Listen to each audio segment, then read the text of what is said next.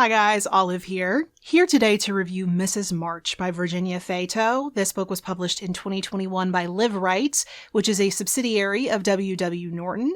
The hardcover of this book comes in at 304 pages. However, I read an advanced e-copy of this book that I received for free for reviewing purposes through NetGalley. This is a literary thriller starring the titular character.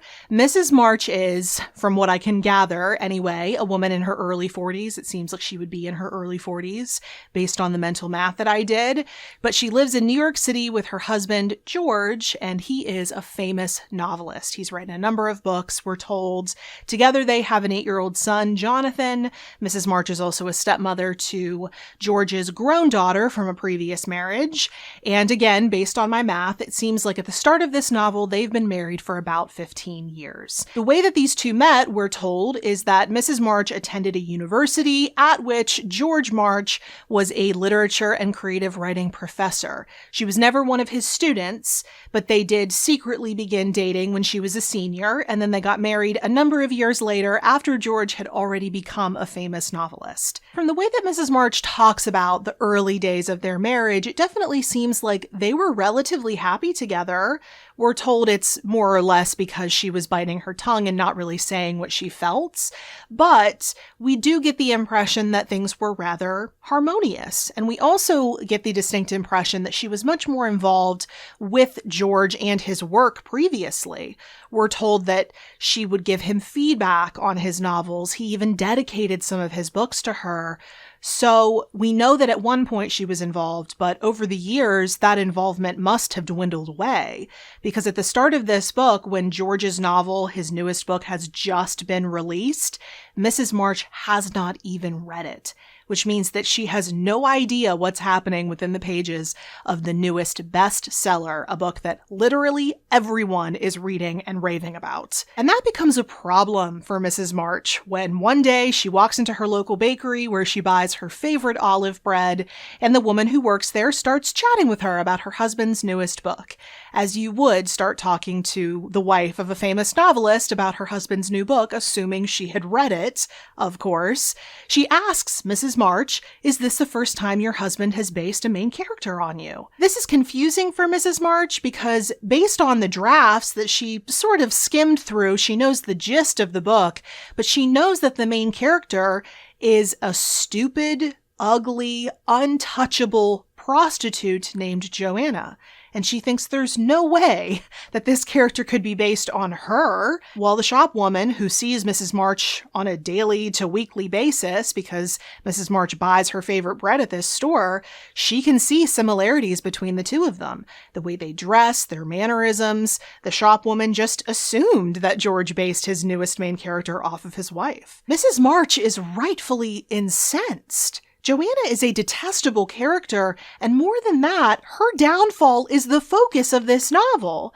So she gets back to their apartment on the Upper East Side. She opens up the finished book for really the first time, and the small amount that she sees seems to convince her that this is true, that her husband really based this wretched character on her. The main feelings that she seems to be having in that moment are feelings of humiliation and betrayal, that her husband, with whom she spent a good chunk of her adult life, could publicly shame her in that way.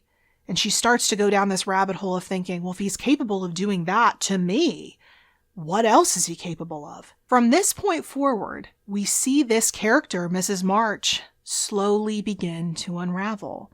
It's not dramatic, at least not at first. It's much more like a high-tension domestic thriller.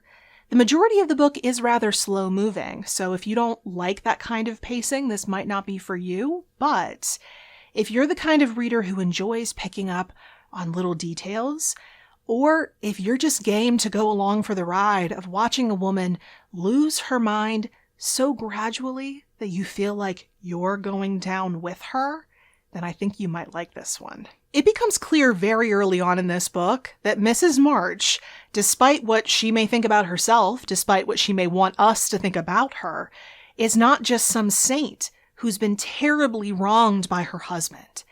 This is a woman who is very into appearances. She seems to value appearances more than she values anything else. Not the love of her husband, not caring for her child, not her integrity. As long as she can keep up appearances, then she's happy. It's something she's called out on by someone in her past. She tells us a story of how someone told her that all she cares about is appearances. And we can tell that it's not something that she sees about herself. She never took that to heart, if only because she told us that story in the first place. We're led to believe that this singular obsession with the way that she comes off to people is the reason why she even considered George March as a partner in the first place. It's because other people wanted him. She thought he was a prize to be won.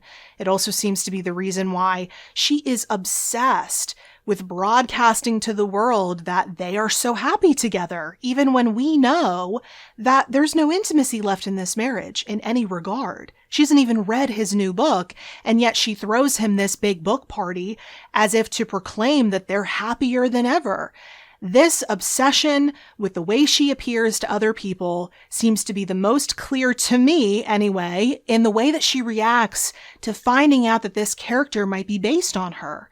Her number one concern is humiliation. What are other people going to think if George based this character on her? She doesn't seem to be at all concerned that this might be what her husband actually thinks of her. This character trait of Mrs. March's, which I do think is fairly immediately obvious, also is a big reason why at the start of this book we're not getting the full story. She is choosing to show us only certain parts of herself. She's only broadcasting one side of herself when there really is another side. There are things that she would like us to believe about her, which I think is a big reason why the book Rebecca by Daphne du Maurier has such a big influence at the start of this book. There are a lot of parallels between Rebecca and the early pages of Mrs. March. For example, in the way that she talks about her history with George.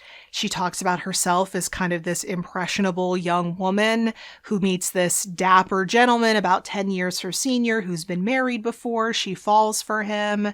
In their life together at the start of this novel, they live in this Upper East Side apartment, and they have this rather forceful maid named Martha, who seems to run the show, kind of similar to Mrs. Danvers. And even Mrs. March's first name is withheld from us in the same way that the main character's from Rebecca is. And the book Rebecca even makes an appearance in the early pages of Mrs. March. Mrs. March is reading it at the start of the book, and she tells her husband that she can't pick up his newest novel and actually read through it because she can only focus on one book at a time and get all wrapped up in one book at a time. And I think that very much influences the way that she's portraying herself to us. I think she sees a lot of her life in the story of Rebecca. But as the book goes along, it becomes so obvious that that's just for show, which I guess is within character for the appearances-obsessed Mrs. March. She would like us to believe that she has so much in common with the innocent, almost blank slate main character of Rebecca, when really the language that she uses to describe things going on around her, people around her, she reveals herself to be judgmental, self-serving, and more than a little neurotic. There's this vein of narcissism in her. But then the book moves forward a little bit, and Mrs. March gets a little bit more comfortable. She starts to let her guard down a little bit, and she starts talking about her upbringing, which seems like it was horrible. And she also starts talking a little bit about some traumas that she experienced in her past. She doesn't give us all the details, but it's enough where we can kind of fill in the blanks and assume what she's been through. And I really appreciated that Virginia Feito included this element because she could have just made Mrs. March a straight villain, but instead she talks about how Mrs. March became the way she is. Normally, horrible people have a traceable path of how they became that way. They didn't start that way, they became that way. And that is absolutely the case for Mrs. March. And us as readers knowing her backstory presents a little bit of dramatic irony because we now know that this is a woman who has probably been unstable for much longer than anyone in her life may have realized. It's just now. There's something about the fact that George based this character on her that made her snap. But then that brings us back to the core question within this book. Did George actually base Joanna off of his wife? And I think it's so easy. It's too easy. I fell victim to this myself. It's so easy to dismiss this fear because this is a woman who is actively seeing and hearing things that are not there. We see she's not well and she's getting worse. So it's easy to say, of course he didn't base Joanna off of her. It's just one more thing that she's seeing that isn't actually there. That Joanna is just a combination of maybe some of his wife's mannerisms. Maybe her husband took some inspiration from the way that she acts. He took that plus his research and things from other people he met and combined them all together to make this character. That's what he tells her. And it's so easy to believe that. But just because you're paranoid doesn't mean they're not out to get you. When I was reading Mrs. March, the thing I wanted more than anything else was the ability to just pick up George March's novel, the one that's discussed in the book, and start reading. That book doesn't actually exist, so I can't do that. So one of my only frustrations with the reading experience of this book is that I kept on hoping there would be more excerpts from his novel, which is a book we don't even learn the title of. I was hoping there would be snippets of it so I could answer for myself whether or not he based this character off of his wife. But as much as it frustrated me as a reader, as much as that was a frustration, I understand why she made that choice as an author. I do think that including more excerpts from George's book probably would have taken some of the mystery away, and it also probably would have pulled us out of this parallel reality that Mrs. March seems to live in, this world inside her own head that we disturbingly get to inhabit for 300 pages. She believes that this is true. She thinks that Joanna is based on her. She's not really interested in muddling that idea with facts, which is why she never opens the book again and why we never get to see it.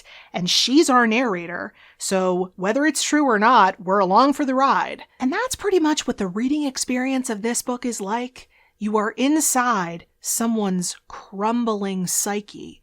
She's trying to hold it all together, but she can't even see that she's failing. And she can't see that other people see that she's losing her mind. So reading this book is kind of like being inside of a fever dream. She is our narrator. So reading this book, seeing things with her eyes, is like looking out at the world with your eyes glazed over. The images may be blurry, but she's who we have to tell this story. So we know that the images aren't trustworthy, but there's a part of them that we just have to believe if we're going to keep going. For that reason, I really loved the time and the setting the author chose for this book, because it is set in New York City, but at an unclear time.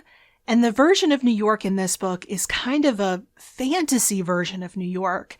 I saw this author speak on a panel at the book platform Edelweiss's recent book fest that they had. She was discussing this book and she was saying how she's not a New Yorker herself, but she has visited the city on several different occasions and gone to some of the more classic places there.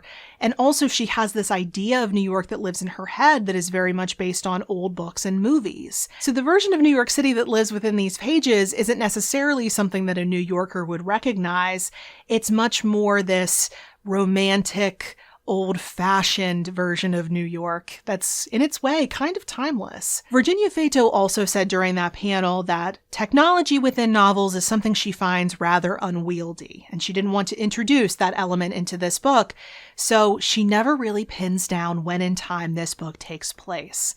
And I know that's something that some people might find a little bit off-putting, but I personally think it was the perfect choice for this book because it lends itself to the dreamlike quality of this book, where you can't be certain if anything that's happening is actually real. This is a deeply psychological book, and not just because it's technically about a woman who is losing her mind, but also because Virginia Feito makes it a priority to show you how this woman came to be the way that she is. This book is so unsettling, and although it's rather slow in pace for the majority of it, it's so high tension that it'll just make your hairs stand on end. My heart was pounding every single time I picked up this book. It's honestly more impressive to me that this author managed to create this building sense of dread using very little action. Instead, she gives us this escalating sense that this character is becoming more and more unhinged, and simultaneously, she's not gaining any self-awareness. She doesn't know how much she's disconnecting from reality. So you know it's not going to end well. Believe it or not, this is Virginia Feito's debut novel. And I just can't even begin to express how blown away I was by this book. First of all, the writing was fantastic, albeit disturbing. And although I didn't agree with all of the choices she made for this book, I did have some nitpicky things that I think would have made the book a little bit better.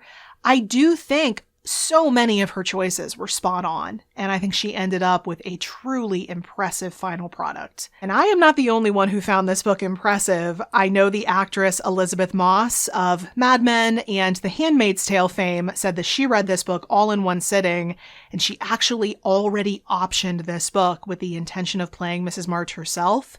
I can think of no one better to take on the role. I know that she will do it justice, so I am so excited, yet simultaneously terrified to see that adaptation.